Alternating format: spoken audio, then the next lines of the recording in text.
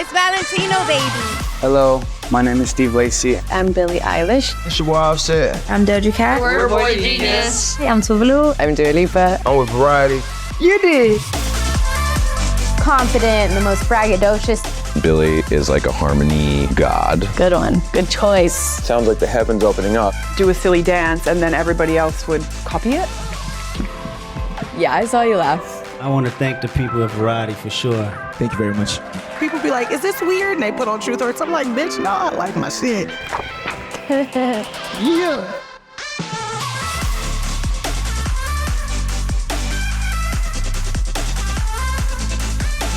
I'm proud to introduce Mark Ronson. Thank you, Variety. Thank you for the one. Thank you very much.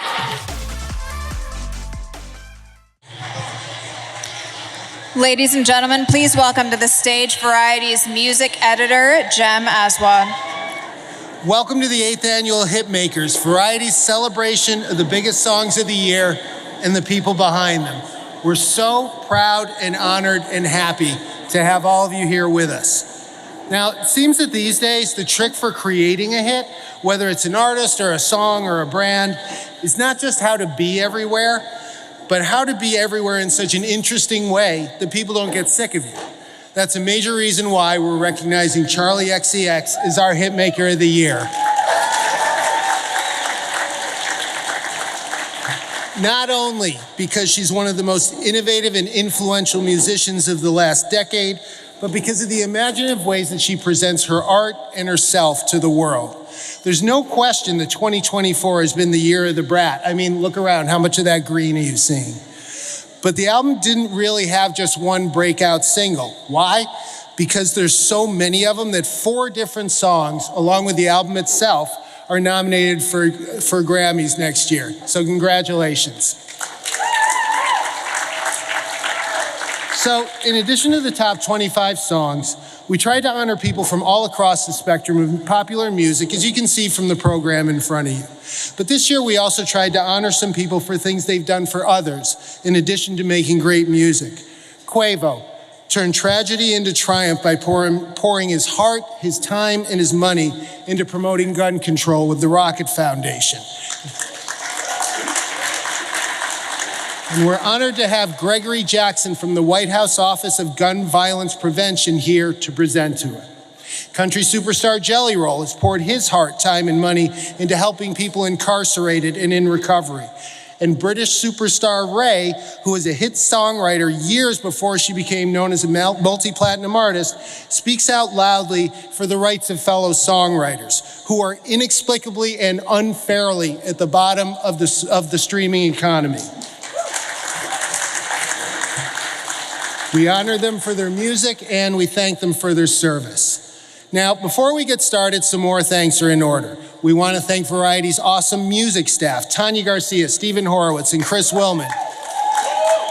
And we have to thank every single person on Variety's staff, especially our kick-ass events and sales teams, for helping us to put on this circus. We also want to thank everyone here who helped with that as well.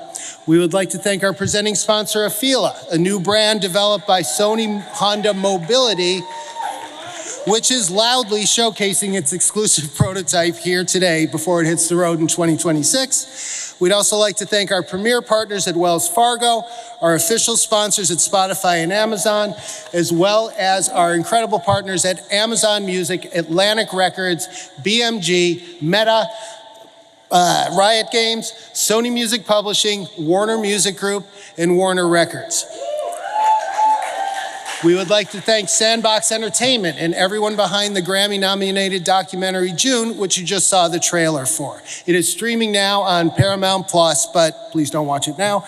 We'd also like to thank Sony Audio, who partnered with us to honor this year's Next Gen Award recipient, badass guitar gunslinger Grace Bowers, who we're thrilled to have with us here today. We'd like to thank our data partners, Billboard and Luminate, who provided the information for the top songs of the year list. As you can see from the list and the honorees, it's been a great year for music. But most of all, we want to thank all of you, and especially everyone who made these songs, because they are truly the reason that we're all here. And although there's no telling what 2025 will bring, one thing is certain: we're gonna need more great music to get through it. For everyone who creates music, for everyone who makes it their passion, their mission, and their job to make sure the world hears it, that's both our challenge and our responsibility. So we look forward to seeing everyone here who accepts that challenge and that responsibility here in 2025, celebrating another year in music that makes the world a better place. So let's get to it. We actually have two artists sharing our first award, Newcomer of the Year, not because we're indecisive, but because their songs each dominated half of the year. For the first of those songs, Beautiful Things, please welcome to the stage, Benson Boone.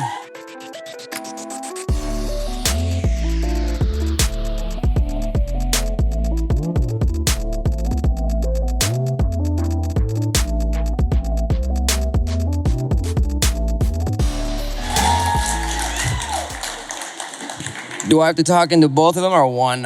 Hello, everybody. I'm Benson Boone. This is so tight. Jeez.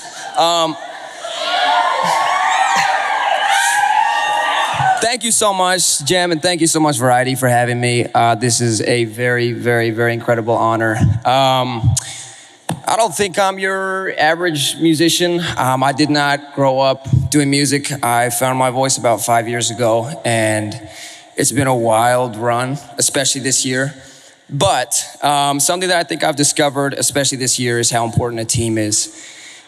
And I did not do this alone. I could not do this alone. I do not deserve the credit for this award. So many people and so many hours of work went into this project and this song. So thank you to the people that know they were involved, that helped me write this song. Jack and Evan, I love you guys so much. But thank you to Warner, thank you to my incredible management, Jeff Burns and Ryan, and thank you to my sweet mother. But thank you guys for the support you have shown me and the love you have shown me. This is a wild industry and I'm happy to be a part of it, so thank you so much.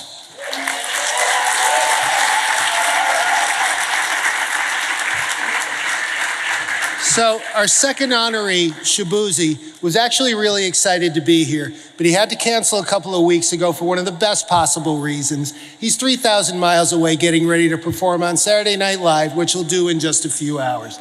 But he does have something he wants to say to all of us. Hey everybody, it's Shaboozey, and unfortunately I'm 3,000 miles away about to make my SNL debut, so I wasn't able to accept this award on my behalf. But I'm so honored that you guys would accept me and honor me as a co-newcomer of the year, along with my good friend Benson Boone, who's had an incredible year as well. When I set out to create music, I didn't really know what the future would hold for me. I was just a young kid in a small town, just experimenting and making things that I felt like resonated with me and would resonate with other people.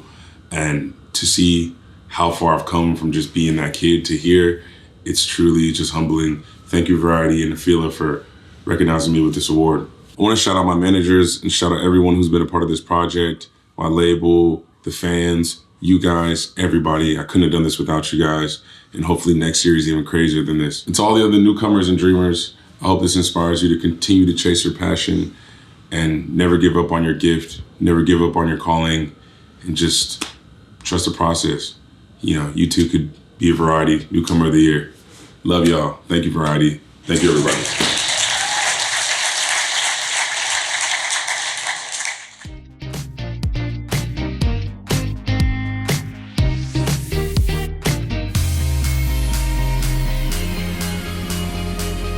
Thank you. Lainey told me to say something really nice about her. Let me think. No, I'm thrilled to death to be here today to give Variety Hitmakers Storyteller of the Year Award to someone who has set the music world on fire and done it with a heart as big as the sky and talent to match. I've been in this business a long time. And long enough to know that storytellers aren't just born, they're made from life's ups and downs, joys and heartbreaks. And Lainey Wilson, well, she's as authentic as they come. You'll know that when you first talk to her. From her small town roots in Louisiana to the biggest stages in the world, Lainey has stayed true to herself in every step of the way. And she's the kind of artist who doesn't just sing a song, she lives it, just like every great country music storyteller does. Lainey's got that rare gift of making every listener feels like she's telling their story, even as she's sharing her own. And whether she's singing about bell bottoms, moonshine, or life on the road, or heartbreak, she does it with a truth and a grit that touches your heart. But it's not just her song, it's her spirit. She's a trailblazer, a hard worker, and an absolute sweetheart who never forgets where she came from. And that's why her music resonates with folks from all walks of life. Lainey, you remind us that country music is about honesty, connection, and a little bit of sass, or maybe a lot. And girl, you've got all three in spades. So today, as you receive the Storyteller of the Year award, know that you've earned it, not just with your talent, but with your heart. You've inspired us, especially me, made us laugh, especially me, and reminded us that the best country music always begins with a great story.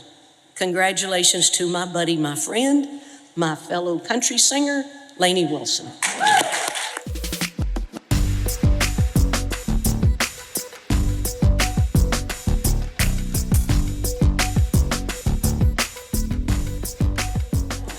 Reba McEntire. That's pretty exciting.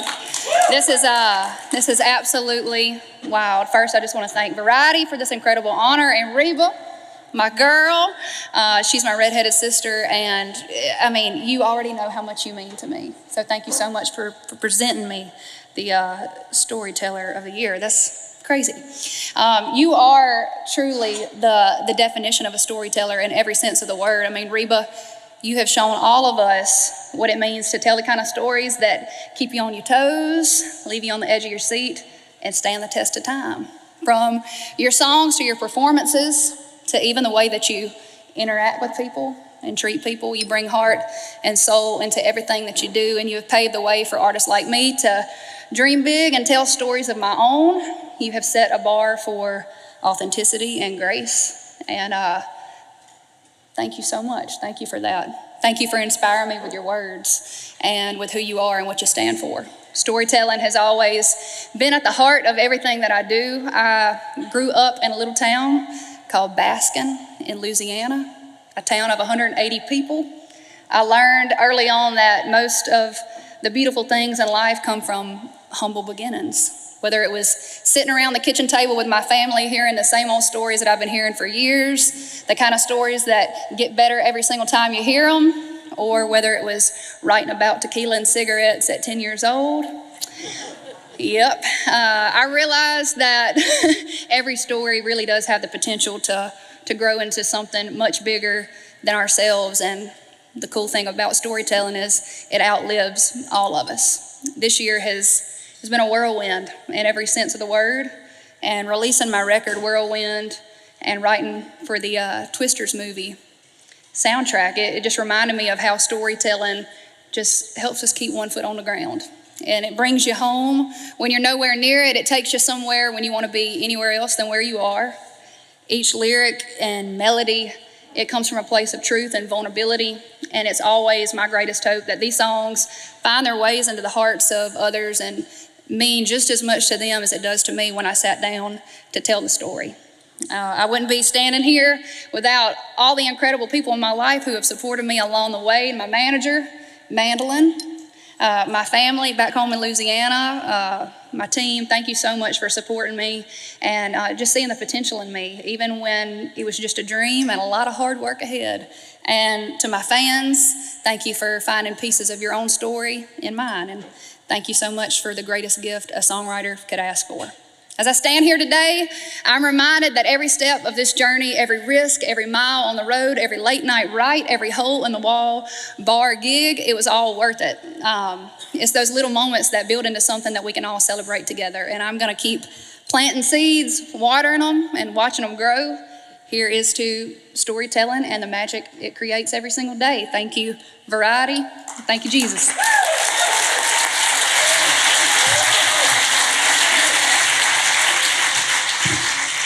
Please welcome to the stage the incredible Caroline Polachek.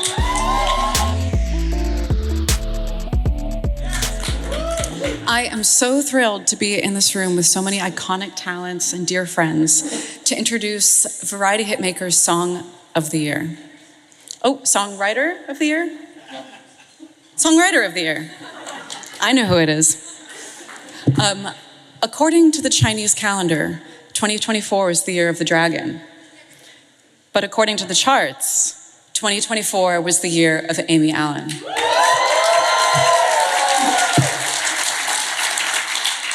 Amy has held the #1 spot on the Billboard Hot 100 Songwriter chart for 7 weeks and has been a mainstay of the top 5 all year. She currently has 5 songs in the top 40, including Espresso, Taste, Please, Please, Please, and 8 songs on the Hot 100, including Bruno Mars and Rosé's Appetite. In total, she's written across 36 hits that have spangled the Hot 100, and she has more than earned nominations for Billboard's Hot 100 Songwriter Award.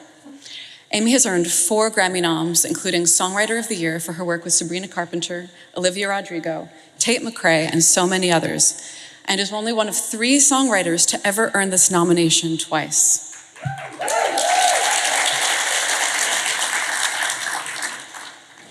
As the only co-writer across every song in Sabrina's Short and Sweet, she's nominated for Song of the Year and also for Album of the Year, a category in which she's already won once with Harry Styles.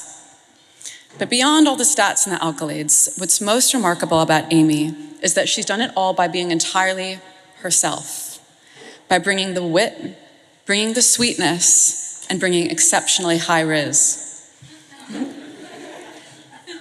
As an artist who strives to make music that's also intuitive and juicy and curious, I have a huge amount of love and admiration for Amy's work, and I'm so honored to get to present this much-deserved award. Ladies and gentlemen, Amy Allen, Variety Hitmakers.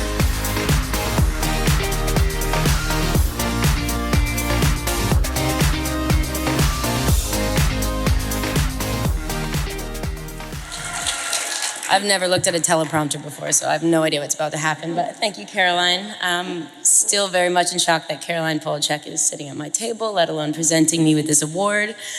I haven't told her this yet, but one of my assignments in college was to write a song for one of our favorite artists or bands.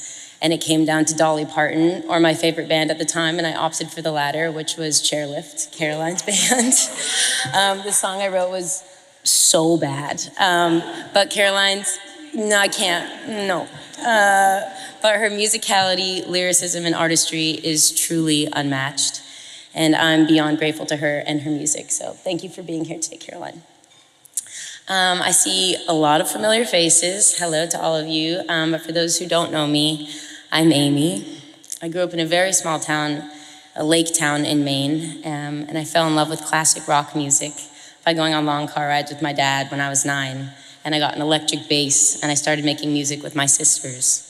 I had no idea at the time that being a songwriter was a full-time job that I could do. But I knew how it made me feel when I was in my bedroom, playing the only 3 chords that I knew and putting them to very emo lyrics that I was trying to write. And it was not a straight line for me to get here. I went to nursing school for 2 years. I realized 2 years in that I faint when I see blood, so that was a dead end. I went on The Voice and no one's chair turned on the blind auditions. But for some reason, I kept writing. And thousands of very scarily bad songs later, I've gotten here today with the unwavering support of my family. And so happy to be here with you guys today. To be up on any stage in a room full of all of these remarkably creative people winning any kind of award, let alone Songwriter of the Year, is a dream come true. So I'm so immensely grateful. And I'm really, waiting for the teleprompter to go down a little bit more. Inspiring me. Thank you to all of the creatives that are here that I haven't worked with before for inspiring me, and all of the artists that I have worked with before for allowing me to be in the room with you and help tell your stories.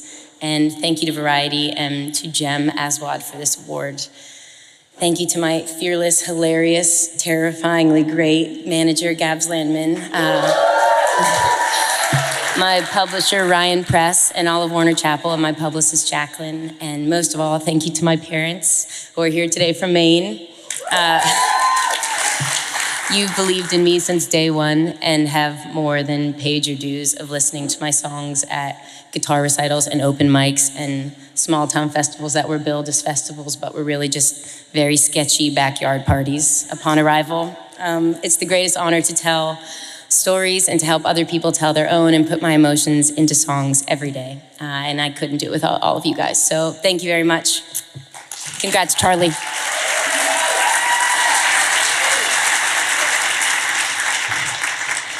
Ladies and gentlemen, please join me in welcoming TDE co-president Moosa.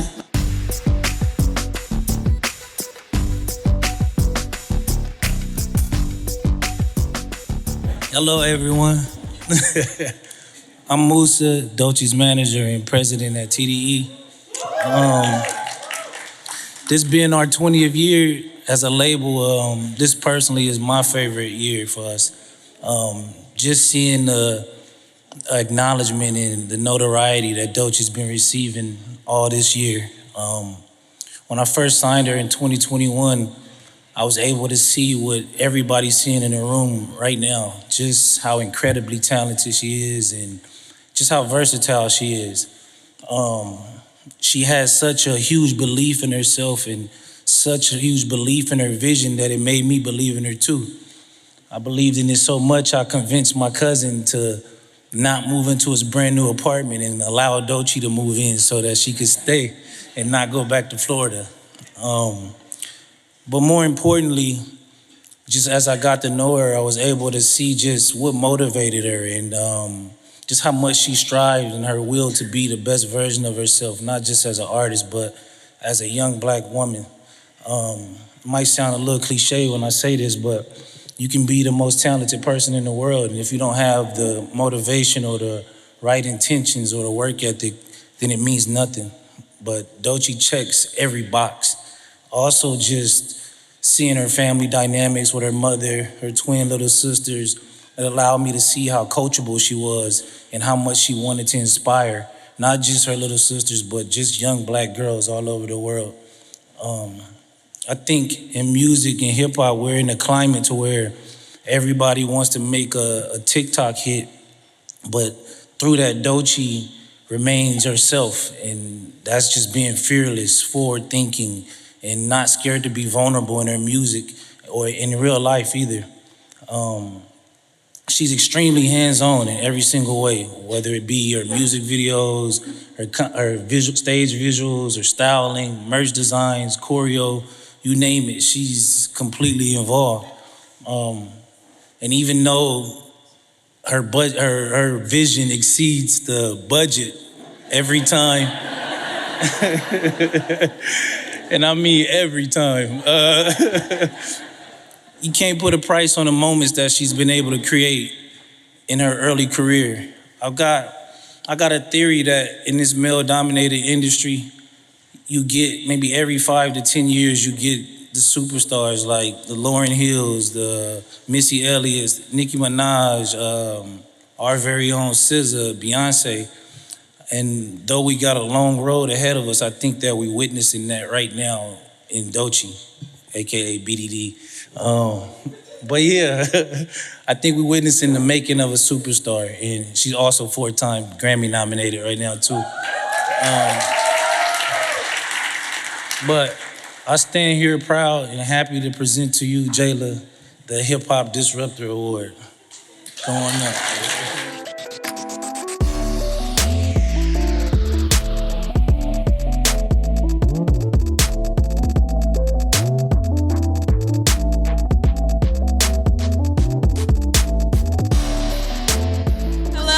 Everybody. You know, me and Moosa, we're like brother and sister, so him speaking about me like that is really funny. He copying me with Tom Brown right now, okay? Trying to get like me.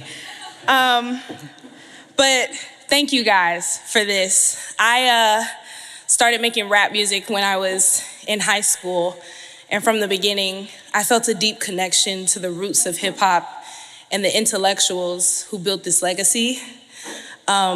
Music has always been a way for me to tell my story.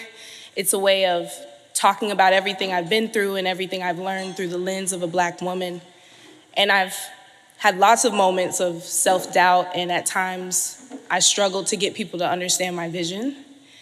But the thing that's always carried me through is staying focused on my story, my truths, and my love for hip hop. And to me, hip hop is the most powerful vessel for telling your story, especially the kinds of stories that might not get heard immediately or be understood immediately. And so I hope my music inspires other artists to speak their truths and to do it with strength, but also with vulnerability. We are the future of this genre, and when we're fearless about showing ourselves to others, it keeps the heart of hip hop alive and it pushes it to the next level. Finally, I want to say something to all the kids and the future icons who are working so hard to put their art out into the world. A lot of the time, being a disruptor means being misunderstood, but still having the audacity to create anyway. So I hope that by watching me live my dream, it gives you the audacity to be wildly magnificent. Thank you, thank you, thank you!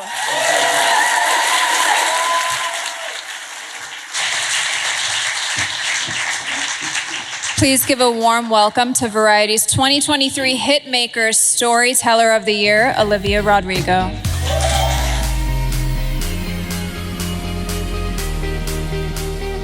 Hi guys, hello.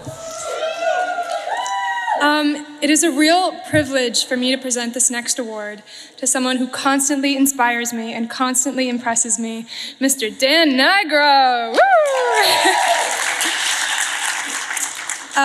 The story of how Dan and I met is at its core a cautionary tale about leaving DMs on read and the dangers of typos. 4 years ago, Dan sent me a message on Instagram saying that he liked some of my songs, and I left him on read for an embarrassingly long amount of time. And when I finally replied, I managed to give him an email address with a typo. This could have been the most catastrophic mistake of my life. It could have cost me 2 albums, a crash course in songwriting, and most devastatingly, one of my dearest friends. But fate and Dan's persistence prevailed, and since then, I've had the privilege of witnessing up close what makes Dan such a hitmaker. Dan is so hardworking, so passionate about every project he's a part of, and he has this insane talent for bringing out the most unique and poignant ideas in someone. Dan has so many opinions that are very frustratingly almost always right. I say almost always because he thinks that In-N-Out is the worst burger in LA, which is a fucking travesty in my opinion. We still argue about that to this day, but Dan is quite simply a genius. He hears music in a way that nobody else does. He's the kind of producer who can hear the one chord voicing in your song that isn't working, suggest a tweak, and suddenly the song goes from pretty good to life-changing. His taste is impeccable, and his creative instincts are unmatched. He's made some of my favorite songs of all time, and I think it's pretty safe to say that every indie pop playlist was forever changed the day that Dan decided to move to LA and produce music.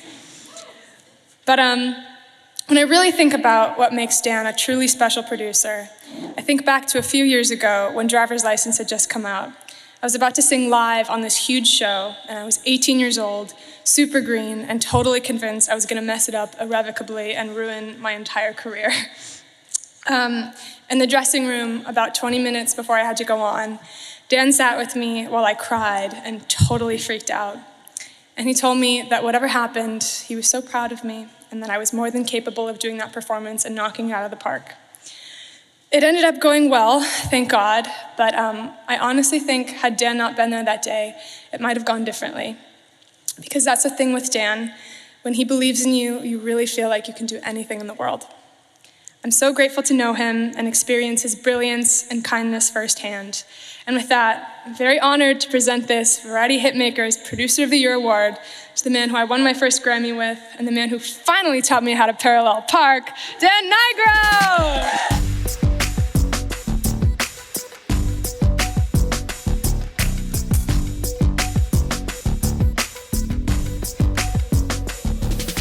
Wow.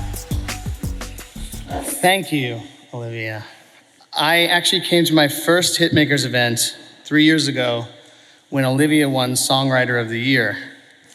And I remember it really well because I had never walked a red carpet before and I was so nervous And I had so much imposter syndrome that I made my manager and a bunch of my publishers literally walk the red carpet with me. And so if you look at the photos from 2021, you'll see photos of Olivia, Billie Eilish, Lana Del Rey, and a really awkward 4-piece aging boy band named Dan Nigro. But anyway, so thank you, Ian, my manager, my publishers. I'm not sure where Sony is right now, but Thomas and Scout, Nick, Big John, over there, I guess, I think. And my wife, Emily. But most importantly, thank you, Olivia, and to Chapel Roan for making me the producer of the year. It's been a pretty awesome ride, and I'm very grateful. Thank you. Please welcome to the stage Warner recording artist, Dasha.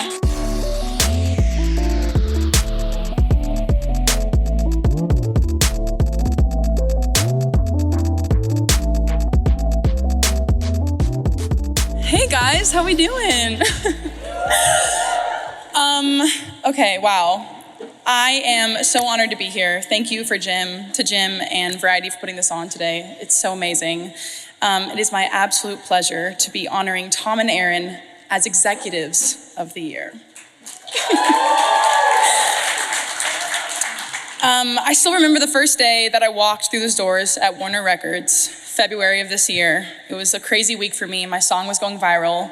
I was scared shitless. I did not know what was going on. And I had a meeting with every label under the sun. And I remember walking through those doors and meeting them and just instantly feeling like I could take a deep breath, you know? I want you guys to understand how rare it is to have leaders like Tom and Aaron who care about people in the way like they do. They take time to learn about your hobbies, especially if you golf, your family, your friends. They love hearing about all my 7 boyfriends I write songs about, especially when we're drinking red wine. And they've cultivated this culture at Warner Records that has heart like no one else. And that's what struck me. I felt it the second that I walked through those doors. It's really special, it's really rare, and I was really scared, especially being in a male-dominated space like this. I didn't want to be taken advantage of. I had my claws out, and you guys just broke down every wall. Such lovely humans, the biggest hearts in the entire world, incredible businessmen. I don't have to tell you guys that. It's a success with Benson, hey Benson, Teddy Swims, Zach Bryan, Dua Lipa, Billy Strings, Orville Peck, Linkin Park, Green Day, Kenya Grace, Griff, and myself this year speaks for itself. Y'all did that. That's crazy. Yeah. You guys took me in a time that changed everything for me, and I owe you guys the world. Thank you again for everything. Without further ado, give a warm welcome to Variety's Hitmaker Executives of the Year, Tom Carson and Aaron Bay-Schuck. No!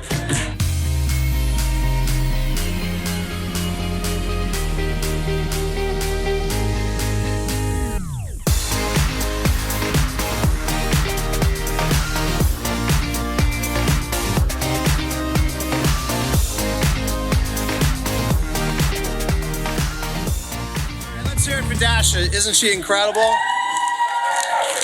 Promise you, she wrote that on her own.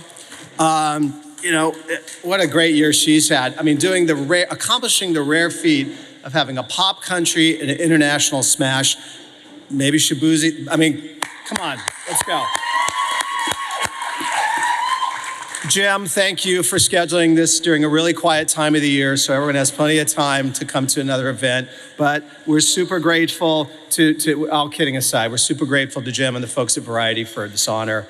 We've been at it for a while. It's been great. This guy's amazing. And in front of this group with so many accomplished artists, writers, executives, this is truly a Hitmaker's lunch. Congratulations to all of you. And a massive shout out to the team over there with Warner Records. This is what this award is about. It's not about me, it's not about Aaron, it's about the squad. So we love you guys. Great job. Of course, I want to thank my family, my wife Susan, my son Louis, and my daughter Anna, my new grandson Owen, who I can't wait to see. in a couple weeks. I don't know, I'm getting all choked up. God, he's a cute thing though. Executive of the Year makes me think about all the legendary executives I've had the pleasure and honor to work with. There have truly been some great ones and some not so great ones. But I learned from them all, even the nasty assholes.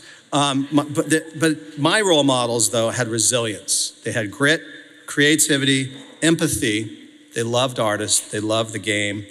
And some even had a little humility. Those are the qualities that I strive to live up to. But what I really strive to do is be a coach more than a boss. I live to give and receive feedback. My team knows this, but I've perceived feedback as a gift. Communication with compassion gets us through the naughty times. It's never easy. And the path, someone said it earlier, to success is never a straight line. When things don't go well, you dig in, you join forces, and deploy your combined resources to go back into battle. The goal of the struggle is to win the war, where victory is making dreams come true for the artist and the team. I think that's called making a career. Benson, you're on your way. Teddy, Zach, who can't be here today, killing it. We're very proud of all the other artists, and Dasha, thanks for wrapping it up with those artists. A heartfelt thanks out to Max Lasada, whose vision created this partnership with Aaron and me, and to Robert Kinsel for perpetuating it. Aaron, it's been an incredible 6 years together. You're a hit maker, and you fully deserve to be named Executive of the Year. Congratulations. Aaron Bay-Schuck.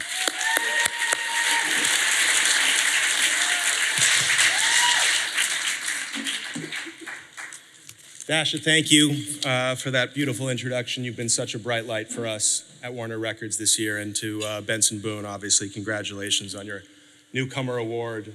Your year has been absolutely legendary, and sky is the limit for what you're going to accomplish next, truly.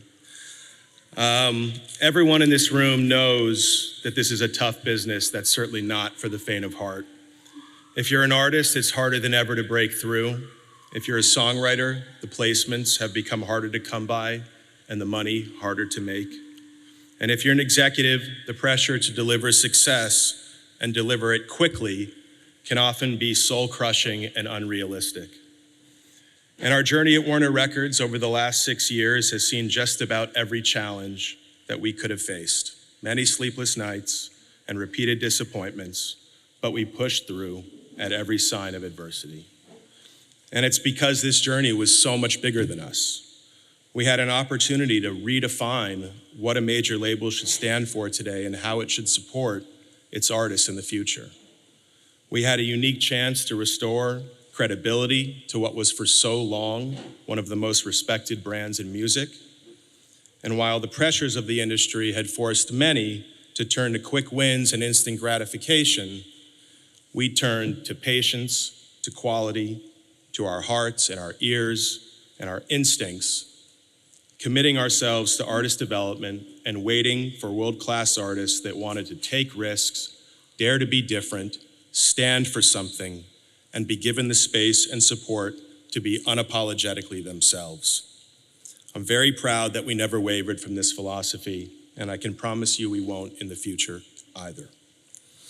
I was lucky enough to be in attendance when one of my all-time favorite Warner artists, Tom Petty, received his Founders Award from ASCAP in 2014, and I'll never forget his words.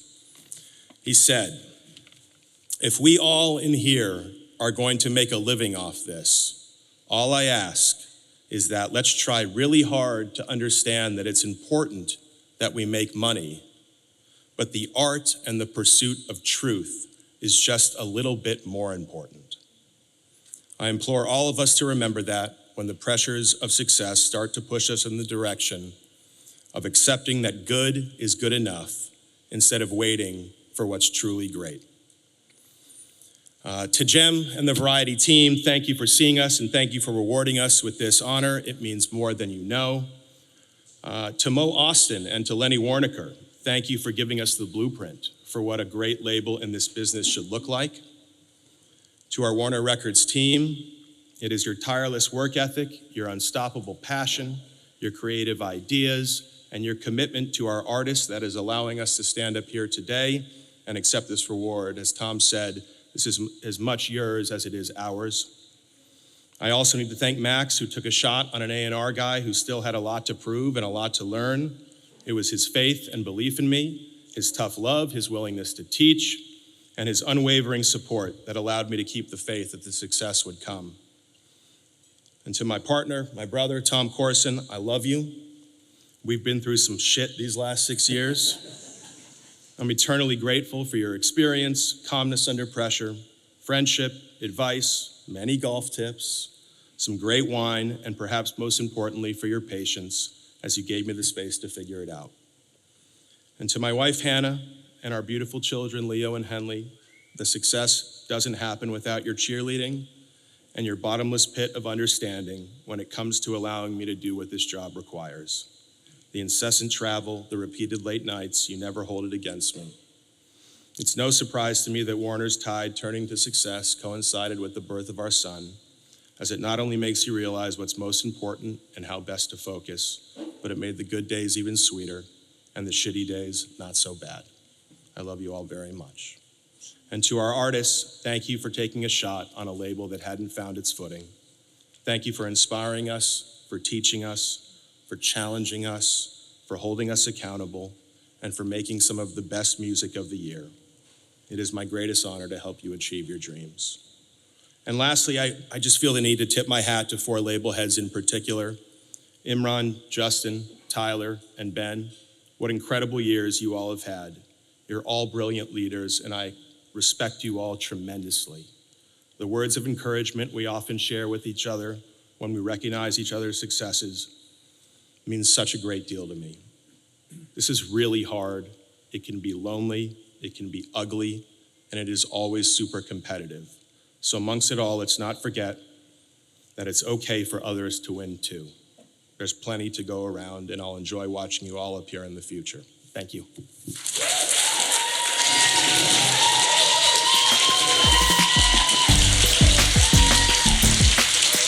Please join me in welcoming Variety's Associate Music Editor, Tanya Garcia, to the stage. How are we feeling, you guys? Because I'm gonna need the energy up for our next honoree. I'm so excited to be introducing a dynamic rapper and singer-songwriter, young Miko. Miko, yes, please. Miko has created mountains of beautiful art, and not just music, but because she got her start as a tattoo artist, she's always had a grip on all elements of her artistry. Everything from her fashion style, to her flow, to her tour set design, her album visuals, everything has been uniquely Miko. The world has gotten to know her as a rising star in recent years. She has cosigns from some of the greatest names in Latin music today, but at her core, she's remained unwavering in her goal to inspire others to live as authentically as one can. And Miko's music has this innate ability to transport you to a Miami nightclub at 3 a.m. with your besties, or to the beautiful beaches of her native Puerto Rico on a sunny morning. Her debut, Atete, was recently nominated for a Grammy as Best Música Urbana Album, where she'll compete as the only woman in the category with some of the greats, Daddy Yankee, Bad Bunny, Fade, and she's up there. She deserves to be up there. We're more than excited that she's here with us today to celebrate these achievements and what's still yet to come. So now, please join me in welcoming our Trailblazer of the Year, the always talented young Miko.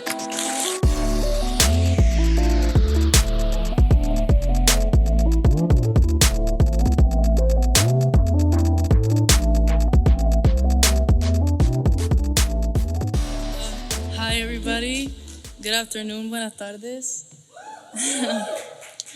I'm nervous, I'm sorry. My name is Young Miko. I'm so excited to be here today in a room filled with so many talented artists and people. It's such an honor to be receiving this award, so thank you, Variety. When I think about the word trailblazer, I think about words like pioneers, leaders, people who are not afraid to be creative, and people that live by their heart, right? It makes me think about artists that have inspired me, and not only artists, but people that work with me, and sometimes my parents as well. So I've had people come up to me, right, and ask, what's the secret recipe, or what was the master plan? And I can't help but think about this one time I was 8 or 9 years old. I used to love to play basketball in my neighborhood, right, with my friends. And one time I told my dad that I wanted to play basketball in a league. I wanted to have a uniform and have a team and all that good stuff. And my dad, being the dad that he was so supportive, he still is. He tried to find a league for girls around my age near my hometown, but there weren't any. So it just came out of his heart, and he's like, well, fuck it, play with the boys, who cares? And so I think I was cooler than the boys, just so you know. Just kidding. But I can't help but to think about that one time, because it was such a small detail and such a small thing that my dad did, that it came from such a genuine place. He just wanted to see his baby girl play and have fun. And it came from such a place of innocence too, if you think about it, right? So I can't help but to think about that. And sometimes I think that's just the best advice I could give anyone that comes in asking me this, or who's afraid to do something because they're afraid of being judged or whatever.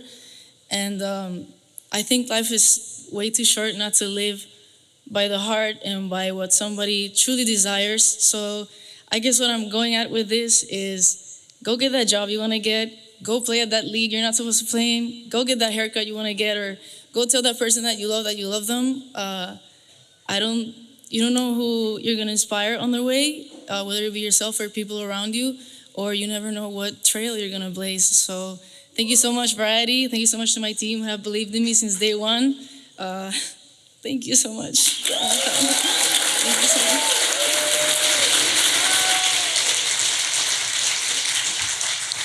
Please welcome to the stage Greg Jackson from the White House Office of Gun Violence Prevention.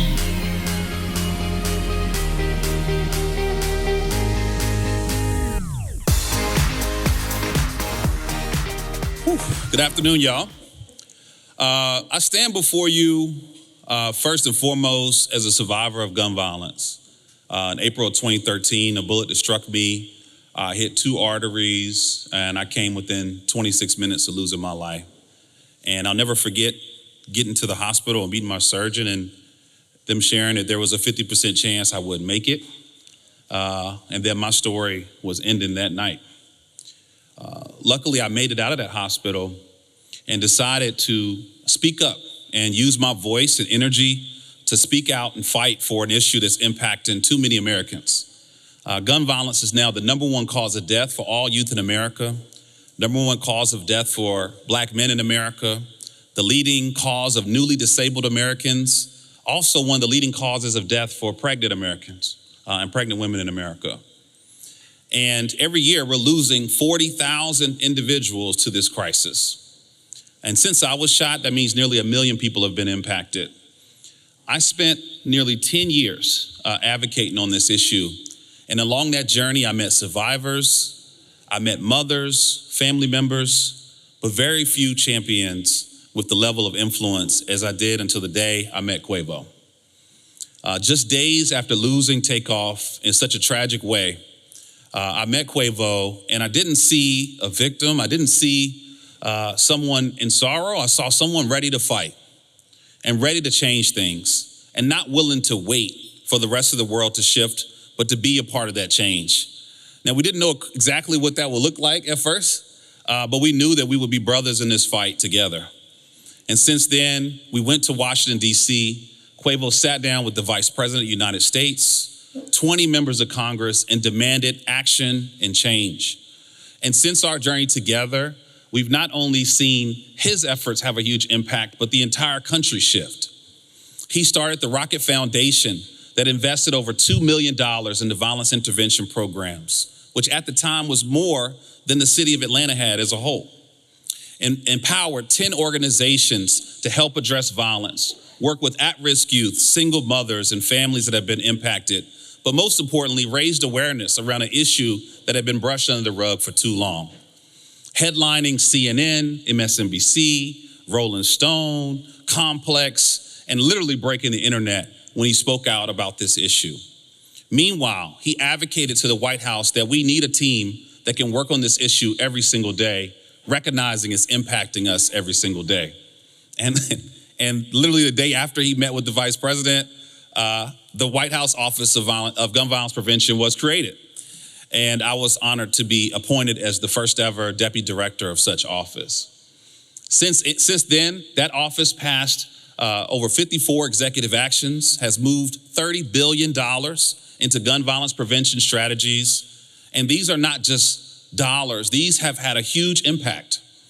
In 2023, we saw the steepest decline in homicides in American history, 17.6%.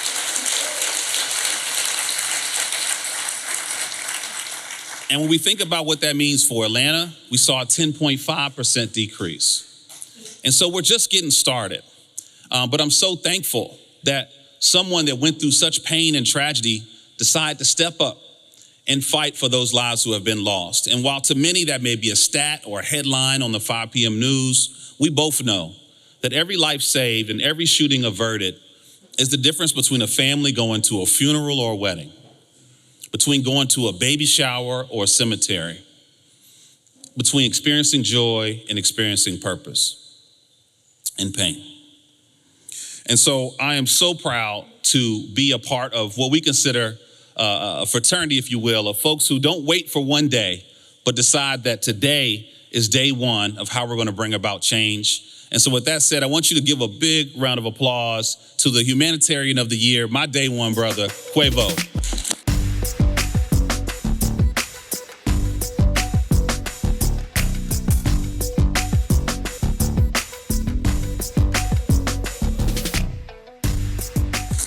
Appreciate you, Greg. Appreciate you. What's up, Flay? How you doing? Thank you. Thank you, Greg, for flying all the way out from the White House to present this award to me. I really appreciate it.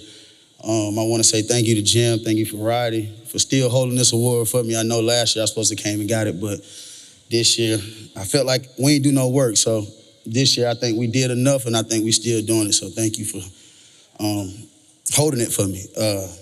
I'm nervous, but losing my brother Takeoff was like the worst moment in my life. I ain't know where to go, I ain't know where to turn, I ain't know if I wanted to still make music, and I didn't know what to do, and so I just started looking for help, and I just started looking for people and seeing that the world do need change, that the world do need a solution, but I ain't know where to start. So I just started looking left, right.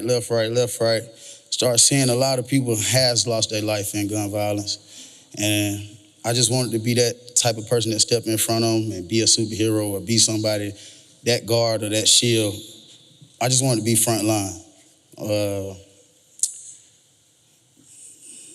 know what I'm saying? It's just hard. And losing my brother, he's my nephew. He's a guy that I grew up with. He's like my twin. So it's still tough for me every day. And I just want to say this award is for everyone fighting for change and fighting for my brother Takeoff, who inspires me every day. And let's keep pushing. And like he said, do this shit for the fam because it's bigger than me. And long live the rocket. Thank y'all.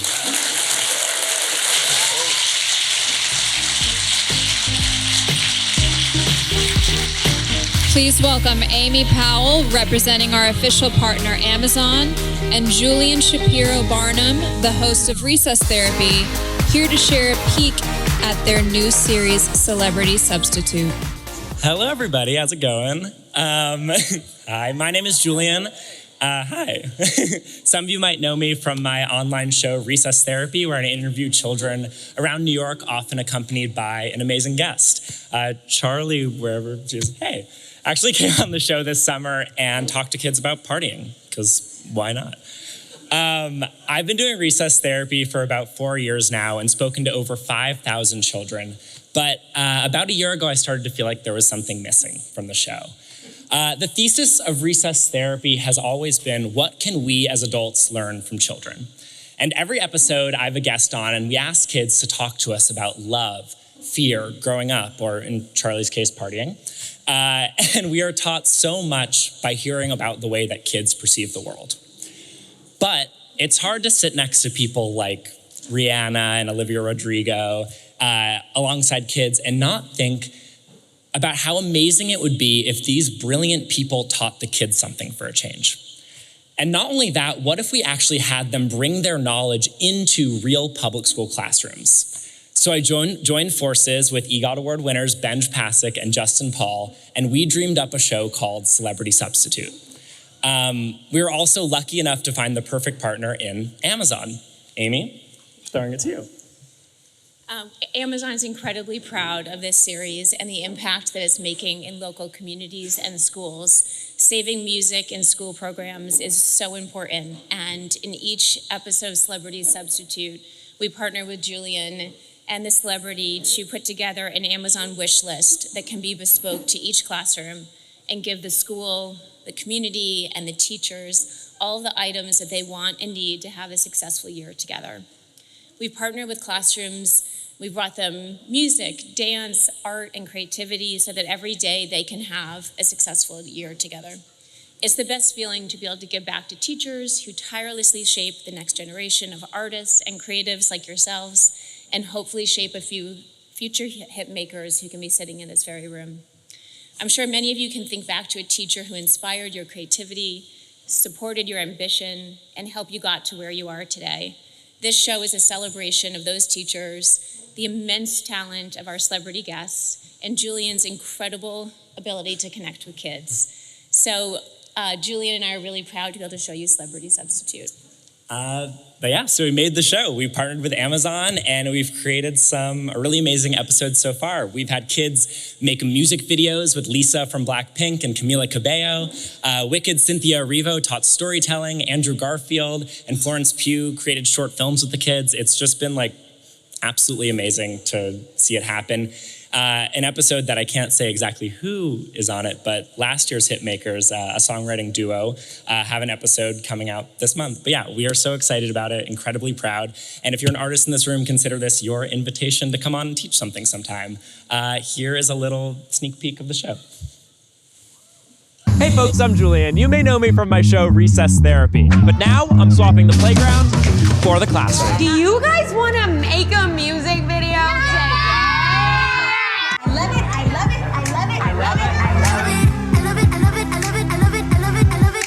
I'm a bit of a Francophile. I'm undone. My great-grandmother has the same name and birthday as me. What's her name? Dorothy. Wait, who here is a Lisa fan? Goatee sitting on a dash. She a rock star. Make your favorite singer wanna rap. Baby la la. This is a once-in-a-lifetime experience.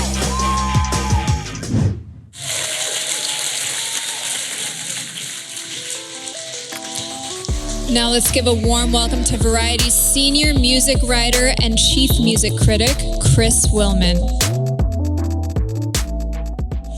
As a journalist covering music, I'm fascinated by artists who manage to have completely different personas and styles at different moments in their career.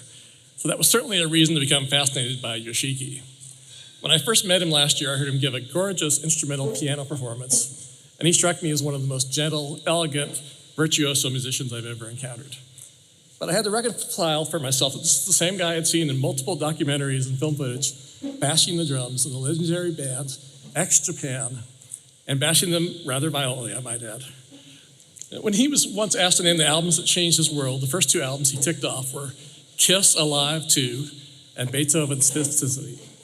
So maybe there was some inevitability to his becoming the first musician in history to become equally renowned as the drummer frontman for an 80s metal band and as a neoclassical pianist. I love that. He sold more than 30 million albums with X Japan, and last year he brought his classical world tour to venues ranging from the Royal Albert Hall and Carnegie Hall to here at the Dolby Hall. But that's not the end of his different interests. He has two fashion lines, so you'll see him in Paris and Milan this year if you're there. And charitably, he was named one of Forbes Asia's 30 Heroes of Philanthropy. Among one-offs, my walk-up music there was a theme he wrote for the Golden Globes, but he's also working now on a global theme for Hello Kitty, which brings us to the point that he's the first living person to have a Hello Kitty doll named after him, the Yoshi Kitty. He's spent decades now inspiring fans around the world with his passion, talent, and I would add, his empathy. He was originally scheduled to receive this award at a Variety event earlier this year, but he ended up not being able to make it. Happily, he's here with us today to accept Variety's International Achievement in Music Award. Please join me in welcoming Yoshiki.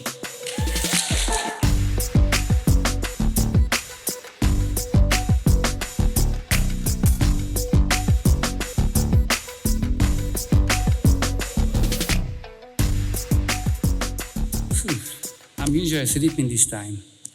I wake up late. So anyway, I just woke up. Well, I'm in no Japanese time though. Okay, so this year has been full of memorable moments. A few months ago, I gave a speech at my hands and footprint ceremony at Chinese theater in Hollywood. I was surprised to learn I was first Japanese artist to receive the honor in their 100 years history. Today, I'm honored to be the first Japanese artist to receive this amazing Variety International Achievement in Music Award. Thank you so much. These days, I expanded into film directing and fashion design. Currently, I'm preparing for my next runway show at Paris Fashion Week, but music remains my foundation. As some of you may know, I'm a classical pianist, composer, and I'm a heavy metal drummer. So rock and roll is dangerous. By the way, I had my third neck surgery from heavy head banging just several weeks ago. I've always wanted to prove how far art and music can take us, and receiving this award encouraged me to keep on going.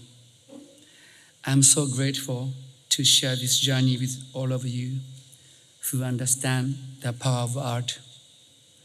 Thank you very much, Variety. Thank you for this honor.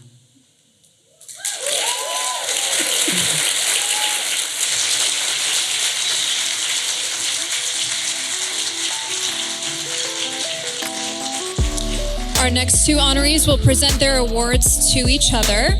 Please welcome Crossover Artist of the Year, Laufey, and Triple Threat of the Year, Rye.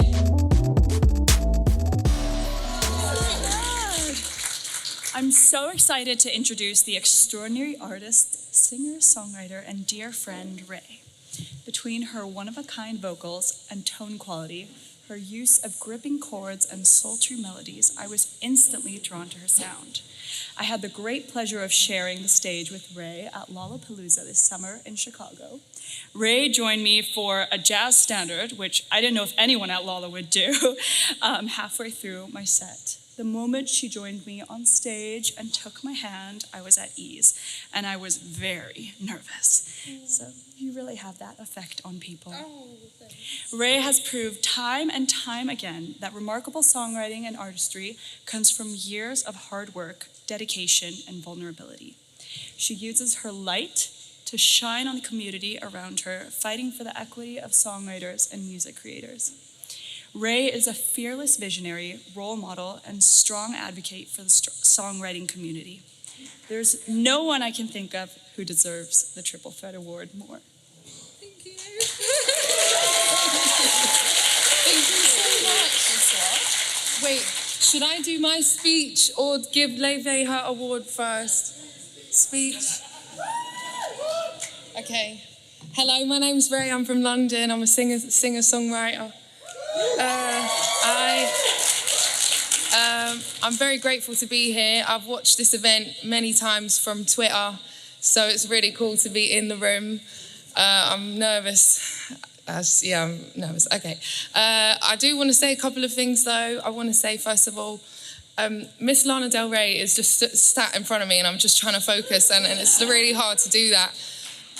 And I didn't prepare a speech, but I just want to say it reminds me of a time where I was kind of a couple years into my career and I was having a really tough time. The guy who had signed me to my label had left and no one there cared or took me seriously. I had a really a tough time and I remember being told a story, and I don't know if any of this is factually accurate, but I was told a story that, you were working hard for so many years as Lizzie and no one kind of gave a shit and no one was taking you seriously.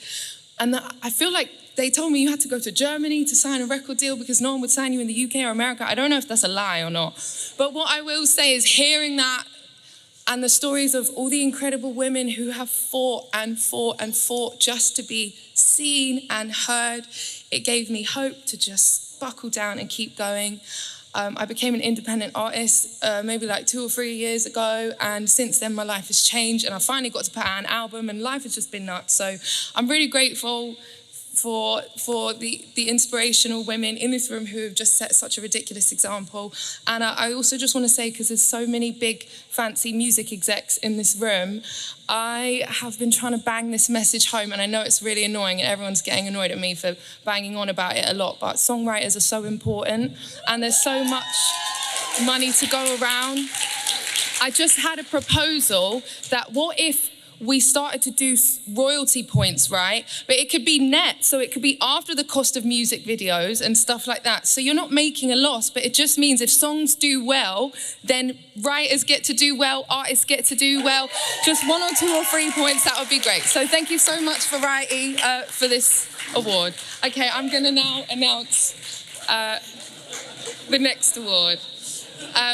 I now have the absolute honor of presenting the next award for the Crossover Artist of the Year. The incredible woman receiving this award today is a singer-songwriter, pianist, cellist, jazz lover, and true artist. She is a boundary breaker. She combines her passion for jazz music and her classical studies to a fusion of beautiful, warm, musical creations which are loved by Gen Z and loved by the dads and loved by the grandmas. Last year, she made history with her album Bewitched, which became the first album in history to debut at #1 on both Billboard's jazz chart and the traditional jazz chart. She sold out the bloody Hollywood Bowl. She sings with orchestras, and she's been on the road for the last 2 years performing sold-out shows to thousands of people all over the world with her jazz, pop, classical fusions. I'm both inspired by her and so grateful for the future of music that she exists. So please, will you make some noise for the incredible Lainey?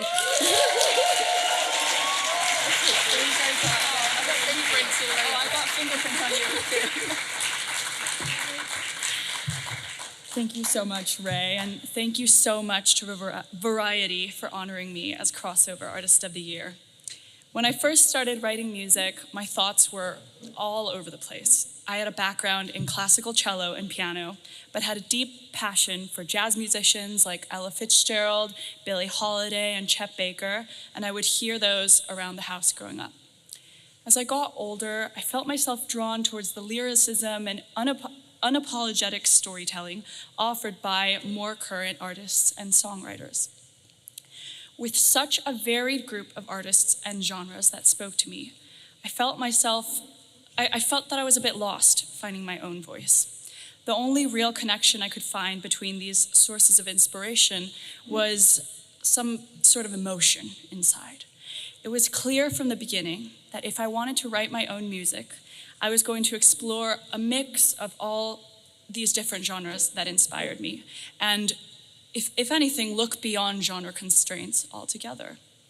In the last few years, I've had the privilege of introducing new generations of listeners to jazz standards and bringing them into concert halls and opera houses all over the world that I so dreamt of playing when I was younger. I've been able to unite this generation of listeners who aren't afraid of expressing their emotions and don't conform to the expectations that the world has set for them. I am eternally grateful to my fans for giving me the platform and for blowing wind into my sails. I also want to thank my family, my parents, for introducing me to classical music and jazz music, and of course to my identical twin sister, Julia, who continues to support me and make fun of me on this journey in every possible way. I also want to thank my team for taking a chance on me and sticking with me. You all form the backbone of my career. I thought that my confusion and scattered sources of inspiration were a setback, but it turns out it's the reason I have my career today. And may your perceived setbacks also become your biggest strengths. Thank you.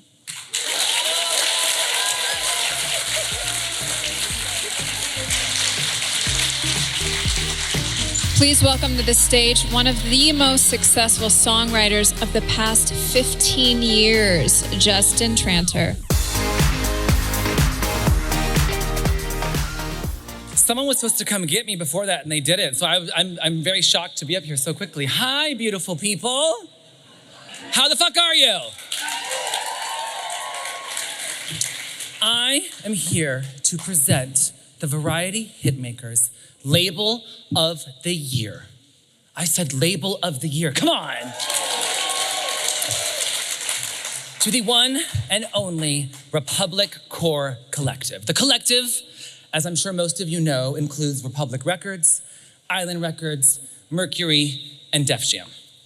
They work with a roster of artists that includes Taylor Swift, Chappell Roan, Post Malone, Ariana Grande, Sabrina Carpenter, The Weeknd. It's too many to keep going. It's all of your favorite people who've ever existed. Republic have now been named Variety's Hitmaker Label of the Year 5 out of the last 8 years. Come on, people. I know it's an industry event, but you can still have fun, I promise. I promise. You're drunk at 1 p.m., let's have fun. I have been able to work with a lot of their amazing artists, including the fabulous Chappell Roan with Good Luck Babe, which is also being recognized on the Variety Hitmakers list this year. Avery asked me to keep it very short. So in this moment, I'm supposed to tell like personal experiences with me and Republic. So I'm just gonna go really quick. Wendy Goldstein, thank you very much for existing. Thank you for being the first A&R to believe in me as a songwriter. Bay-Schuck, you were close second. But Wendy, thank you. You've changed my life a million times. My parents, thank you, because they were able to retire. I bow down to you. So I'm gonna present the Label of the Year to Republic Core's own Avery Lipman.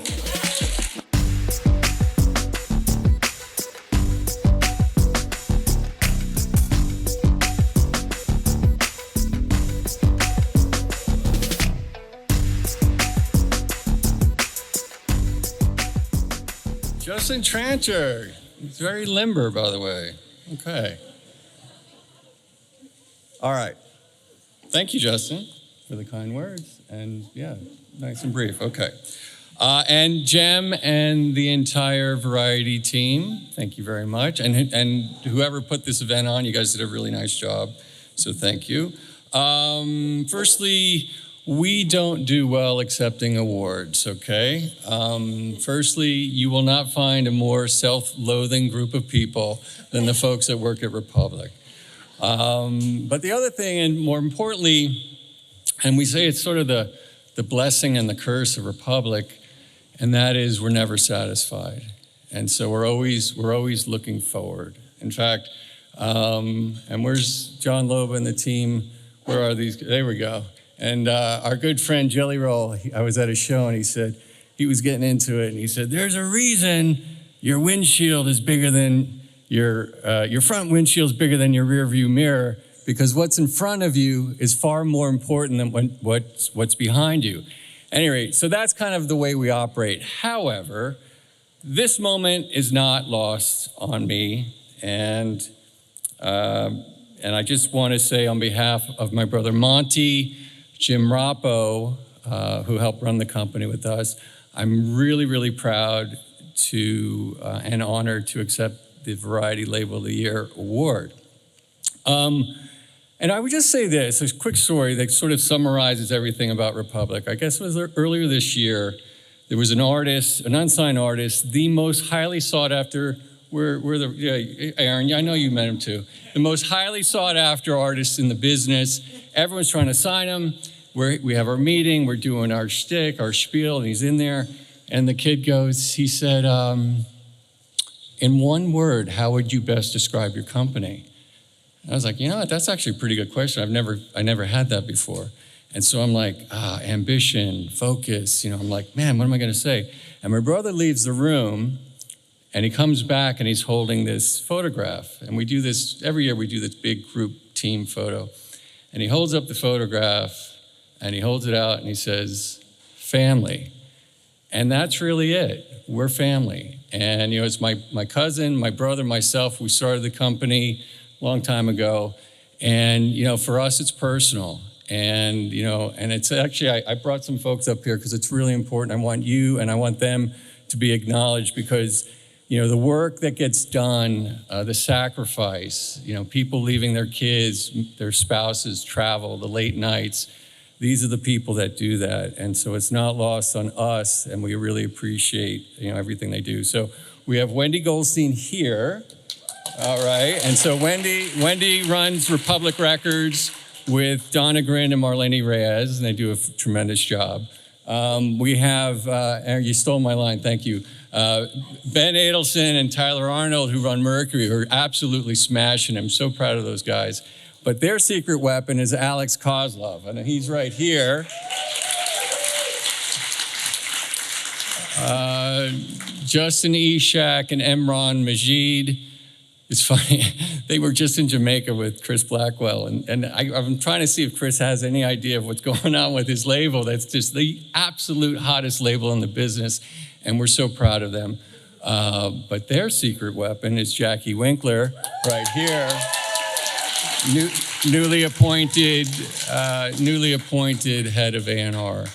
Also, Tunji and Tim Pithouse, who are leading the charge at Def Jam as well. So that's the collective, that's the core collective. I have a new job. By the way, Aaron, I do want to, I'm looking, thank you, that was very nice. Well, you should know, the room should know, labels typically try to knock each other out every day, but you guys are, and Tom, he said it, yeah. Where's Benson Boone? Is he here? I'm taking my jacket off too later. I'm gonna come see you. The younger me, I would have been flexing. But lastly, it's the artists. We work with incredible, thank you, Jess. I can't mention one. If I mention one, I'm gonna get in trouble because we have so many incredible artists. So I'm just gonna say all of them inspire us. What they do is something that we don't. We respect them. We revere them, but most importantly, we love them because in addition to making great music, they are really helping to make the world a better place. And when you think about that, not too many people who live here on the earth, the gentleman before from the White House, I want to just acknowledge you. You guys are doing amazing work and our artists are doing amazing work, so we love them. We couldn't be more proud of what they do, and I just want to wish everybody happy holidays. And again, thank you very much. All right.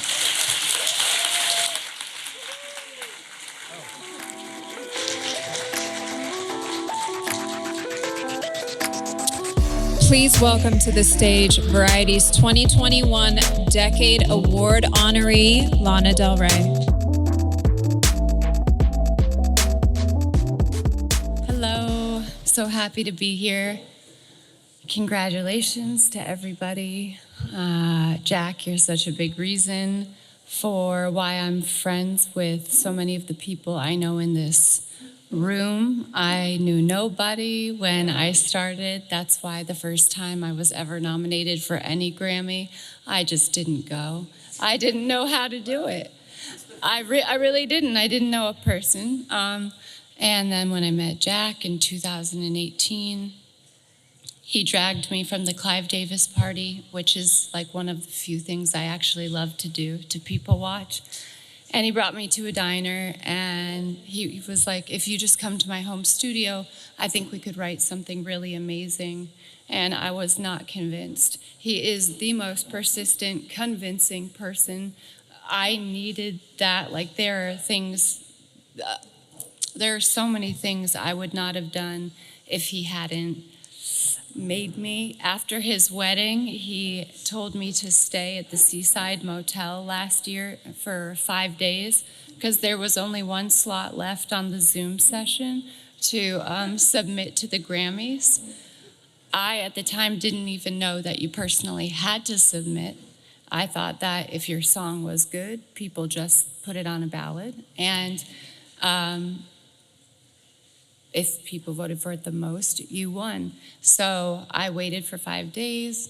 I did a Zoom session with, I started seeing like anonymous people enter the Zoom room with no names and thousands of them. And we had taken an hour to practice a song that wasn't even the song that was being submitted. Because I didn't know how to do like Jimmy Jimmy Cocoa Puff, Jimmy Jimmy Rye. So I just did my favorite song. And we ended up being nominated for, was it maybe 5 nominations last year. So, there's so many things that I learn every year.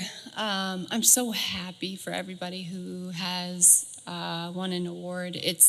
I'm hearing words tonight like innocence is the most important thing to hold on to. Truth prevails above all. Follow your heart. This is a way different climate than 15 years ago. I'm just there. I have so many thoughts in my head, and I'm hoping that everyone who is here tonight who received an award will just fly with the confidence that getting it has instilled in you, if it means anything to you.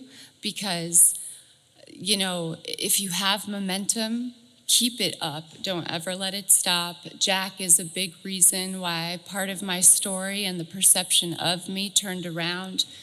If it did at all, it is in part because of the music that he helped bring out in me.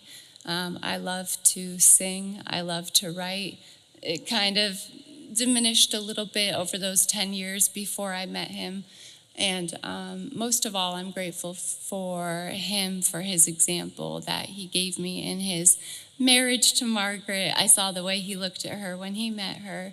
And he's a big reason why I waited so long to get married and why I met my amazing husband. And I really feel like there's kind of a singer's curse around like meeting an honest partner who has no skin in the game, no dog in the race.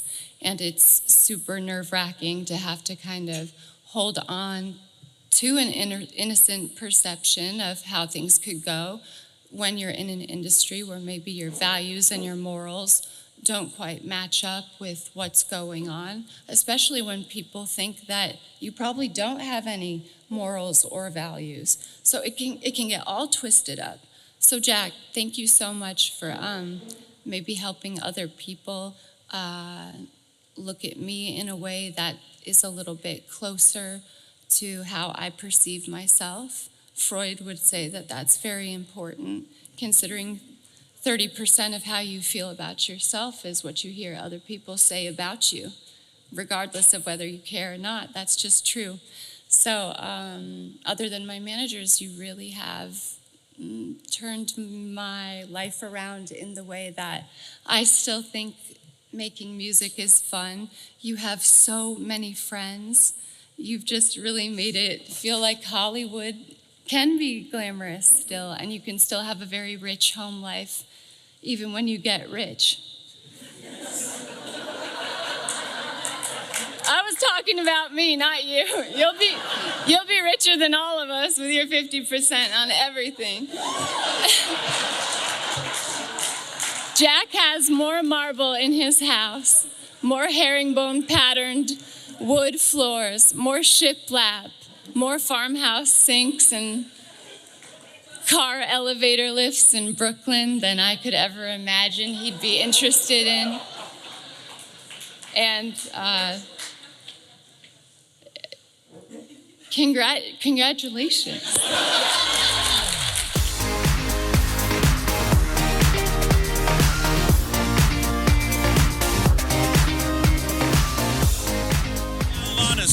because I love to roast, all right? So now you're going down. I'm just kidding.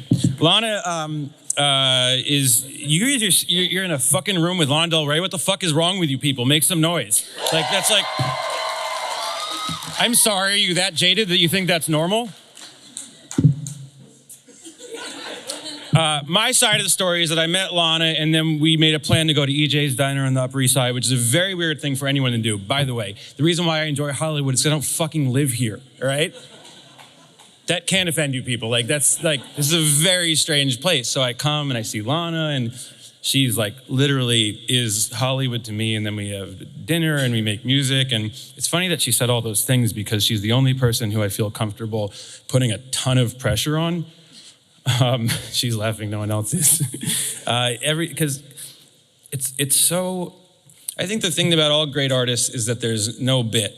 You know, maybe this will embarrass you, Lana. I don't think it should, but she'll call me and we've never booked a session. I'll be, what are you doing? She's like, I'm in my truck, I'm writing poetry in San Bernardino or something, just sort of moving around. I'm like, oh, come to the studio. And she's like, no. And I was like, maybe you should come. We have that idea that's really good. And then hours later, she'll show up and we'll talk forever. And then it'll be silly and weird. And it's like weird to watch someone who the whole world does an impression of, but they're just that person.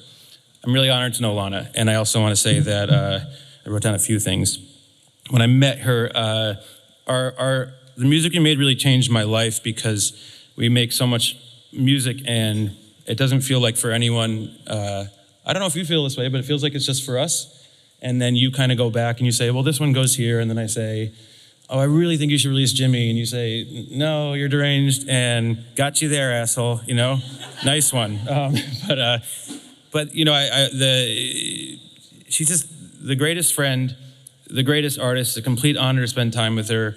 When we made Norman and Chemtrails and Tunnel, those are moments that are just the greatest in my life. I hope one day people hear the long version of Lana when you do like the Tom Waits voice and talk about a miner's cut diamond, because that's like the core of the weird shit that happens. Lana's the greatest. I want to say that this is a big honor for me. The two people when I think of production are Soundwave and George Daniel Daniel,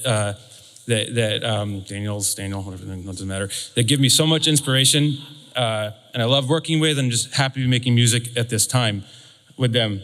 My favorite writer in the world is Sam Dew, and I think about when I'm like gone or dead, the times that him and I were in the studio just singing things at each other will be the ones that, anyone who knows me knows how much I look up to him, will really just sit with me forever.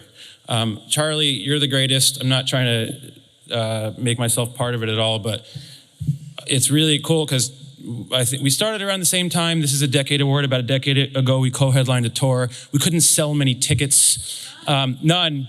And it's just cool that I'm not trying to jump on Charli's on her own fucking shit. But it's cool that we're both still here. And I think that tour would be wonderful now. It couldn't happen. We've both gone.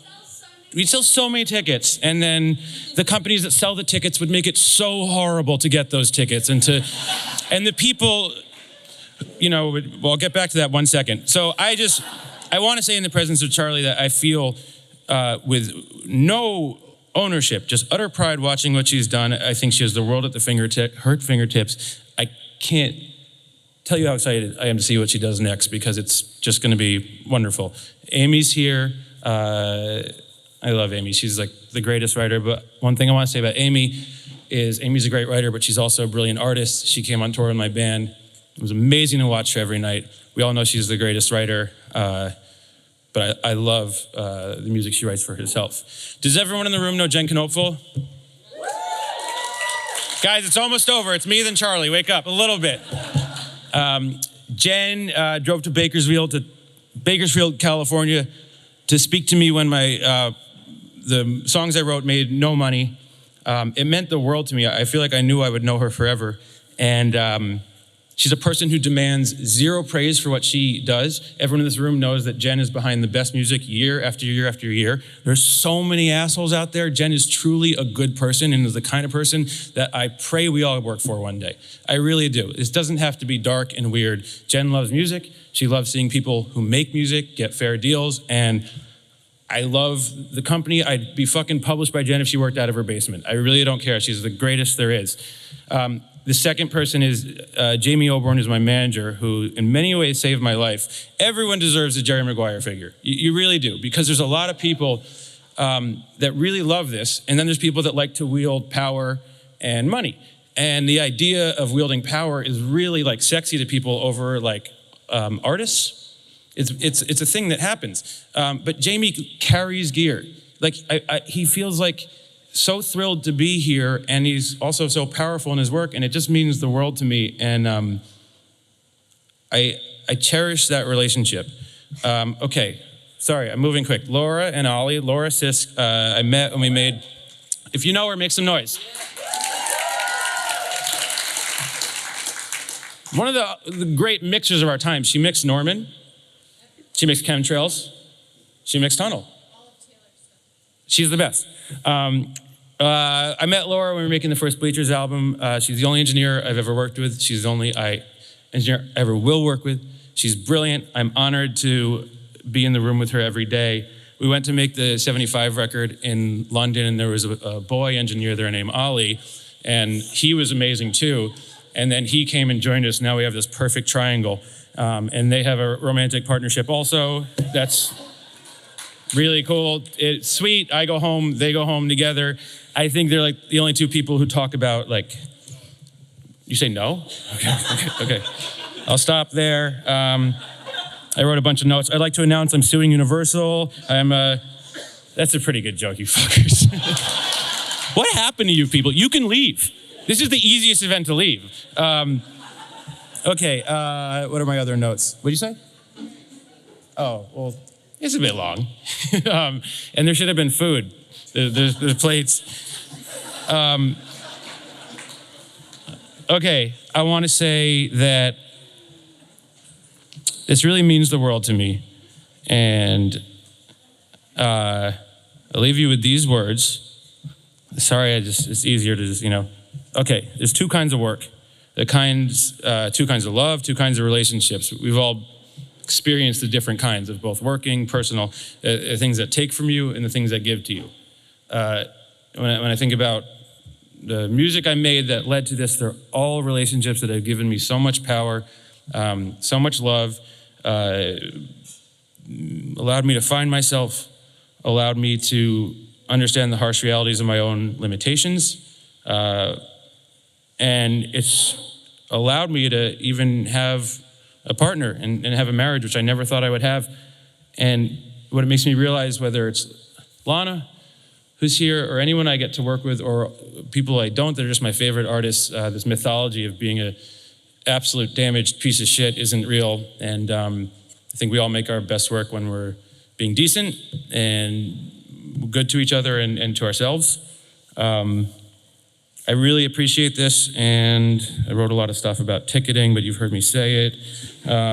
I just hope we can have I hope we can have some fun. It's all burned to the ground in a good way. Nothing matters, right? Like half you fuckers probably care more about Pop Crave than Pitchfork. Nothing matters. Like, why not just have fun? We get it. Like everyone I meet is like, everyone hates me. And I'm like, I've never heard that. Like everyone feels so hated. And no one hates you. You just are fed all the shit that people hate about you, and most of them are 9. Or literally bots, and it's like at some point, I think we have to get together and be like, it's so cooked, nothing matters. Nothing matters besides making great music. So I think it's a wonderful time. I'm honored to be in this room, and I really, really think that Lana Del Rey is God's gift.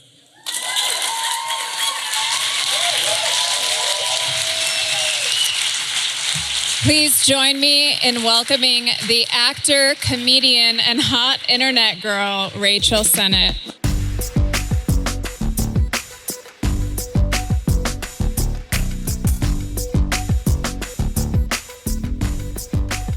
Hi, guys. Hi. Hey, Charli. Hey. My name is Rachel. You guys might recognize me from wearing a see-through shirt at the Sabrina Carpenter concert. So happy to be here. Genuinely, I'm just gonna say this. I love music. Not in this industry at all. I wouldn't work out without any of you guys. Like I wouldn't cry, I wouldn't feel anything. So grateful to be here. And I'm so happy to honor one of my close friends and one of my favorite artists, Charli XCX. I have been a fan of Charli since I heard I Love It, and I've always felt seen and understood when I listen to her music. I've fallen in love with multiple people, to Need Your Love and Official. I've cried to Party For You in my parents' basement during the pandemic. It was a really dark moment. And I have danced so many times to 1999. I finally got to meet Charli when she wrote Hot Girl for a movie I was in, Bodies, Bodies, Bodies. Banger song, come on. And you know, you're such a fan of someone and then you get to meet them and like, she was so cool and funny and smart and also sweet. Usually someone's like cool but mean or like nice but a loser. She was both. She was amazing. She was cool and sweet. And we just like clicked. So when I asked Charli if she would be down to do the score for my movie Bottoms, I thought she's probably too busy, like she's a huge pop star, she has this crazy schedule, and we have this amazing budget of $4. So I asked her, I was like, no worries if you can't do it. And Charli was like, it's not about the money, babe. Okay, I like what you make. That's the British accent after no food and 3 glasses of champagne. The spirit of being in it for the love of the art is what has allowed Charli to have such a massive moment in the culture like she did this year with her album, Brat. Let's give it up for Brat. Charli made an album that was both vulnerable and bold, and she made it for her fans, never compromising her art for an idea of what she should do or make. No one is more deserving of the Hitmaker of the Year award, and I am so proud to introduce Charli XCX.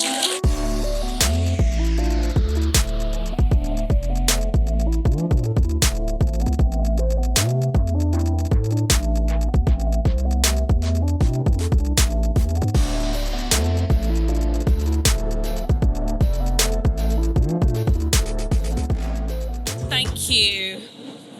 Oh, this is my bad side, guys, but it's fine, it's fine.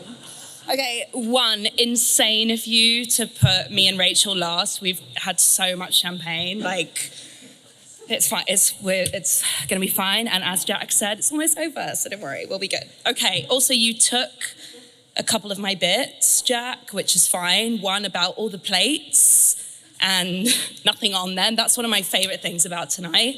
And, Oh, yeah, I did. Yeah, thanks for stealing that, by the way. And my second favorite thing about tonight is how many people who have been in my life, whether that be as friends or as inspirations for a really long time, who are in this room, kind of getting their flowers. You know, Jack, producer of the decade. Yes, you mentioned our flop tour, which was fine. We can move on from that. But, you know, you've created so much amazing art and work, and, you know, we haven't quite, like, done our thing together, but you've always been so supportive of me, and I really appreciate that. Lana, I just met you tonight, but who isn't inspired by you, for real? Seriously, it's really awesome to see you speak so eloquently about one of your collaborators. Ray, girl, my God, I love you so much, and I am so, like, I'm just so happy for you. You deserve everything and more. Like, seriously, I'm so proud of you. Ray and I, we've known each other for a really long time. We've been through it. And you're just such a, no pun intended, ray of light. Like, you are just so effervescent and beautiful, and I'm so happy that you are here on your own terms, getting all the accolades that you deserve and more. And Caroline, you and I, we've written so many songs together, we've lived together, you've gotten me through a breakup. I'm so happy that you're here tonight. also. And Rachel, thank you for presenting me this award. She's there. She's there, guys. She's right there. You are a legend and fucking it girl of the year, baby. Seriously. Okay, so this is an interesting award for me to get because Hitmaker, to me, is a very funny term. I wasn't really sure what to say, so I'm just gonna say this thing that I wrote. Okay.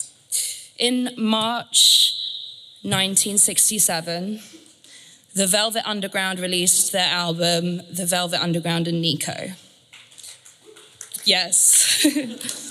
It debuted on the Billboard 200 at number 199. And a few weeks later, it rose to its peak position of 195. But don't worry, then it dropped out, but it re-entered the charts. And later in life, Lou Reed told Brian Eno that it had only sold around 30,000 copies over its first 5 years. In my humble opinion, this record is the definition of a hit. This record is arguably one of the most influential and groundbreaking records of our time. This album is the apex of fine art and DIY culture colliding. It's high and low, it's poetry meets drugs, it's earnest meets arrogance, and even if you have never heard a single song from this album, you will undoubtedly recognize its cover, either from the walls of a modern art gallery or from the shop floor of an Urban Outfitters. And let's be real, what is a hit if you're not conquering both of those places? My album cover has not yet appeared at the Guggenheim or the Whitney or the Tate. However, some of my merch is available to purchase right now in Urban Outfitters. So I guess that means that I'm halfway there. So thank you very much, Variety. Thank you, Jem. Everyone, enjoy your evening and get some lunch. Bye. Mwah. Please welcome back Jem Aswad. Congratulations to all the winners. There is just one more thing. It might be obvious that someone is missing today from this stage besides Stephen Horowitz, someone who's pretty hard to miss. Jelly Roll.